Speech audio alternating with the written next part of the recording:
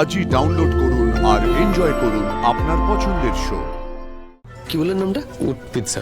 সেদিন তো উমা এসে এই নামটাই বলেছিল, আর আমি আর তনুশ্রী দুজনে মিলে ওর মুখে আদো আদো উচ্চারণে এই নামটা শুনে একটু ইমপ্রেসড হয়েছিলাম।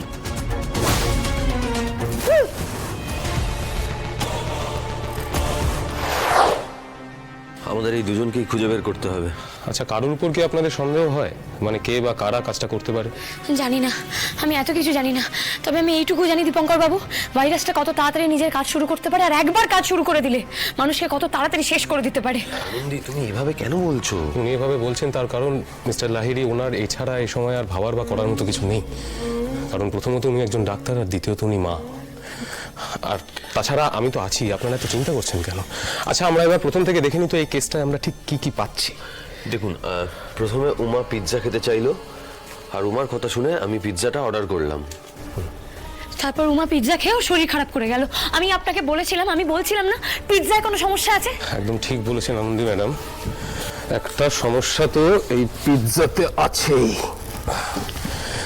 এই বার্ধক্যজনিত ভাইরাস থেকে হওয়া অসুখ আর পিৎজার সঙ্গে উমার কিডন্যাপের একটা যোগসূত্র তো আছেই।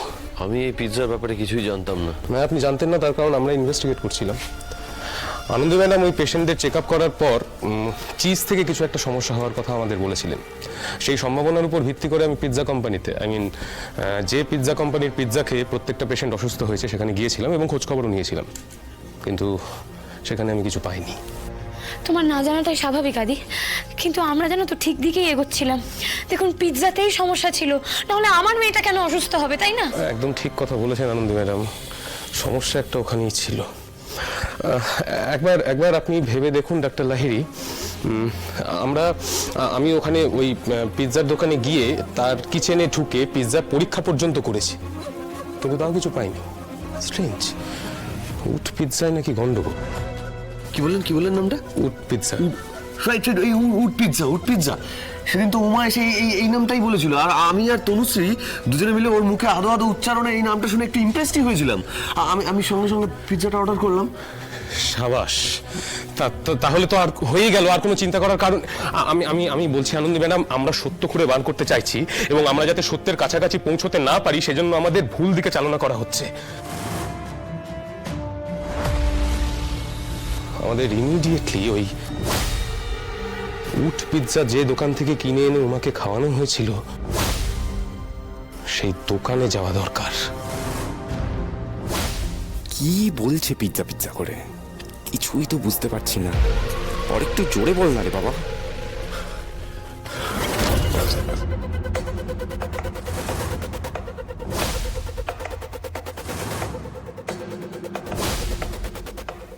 পিৎজা পিৎজা খেয়ে আমার এই অবস্থা, পিৎজা খেয়ে এই অবস্থা। প্লিজ আমাকে বাঁচান, প্লিজ আমাকে বাঁচান, প্লিজ। আমার খুব খারাপ অবস্থা। এই উমা এসো তো মা, শোনা, এসো তো, এসো। আরে যত তাড়াতাড়ি ওষুধটা দেওয়া যাবে তত তাড়াতাড়ি বুড়ি সুস্থ হবে। আমার উমার চিকিৎসা এখানে হবে না, আমি এখানে চিকিৎসা করাবো না। সরি দাদা। কি বললেন? আরে পাখি তো উড়ে যাচ্ছে।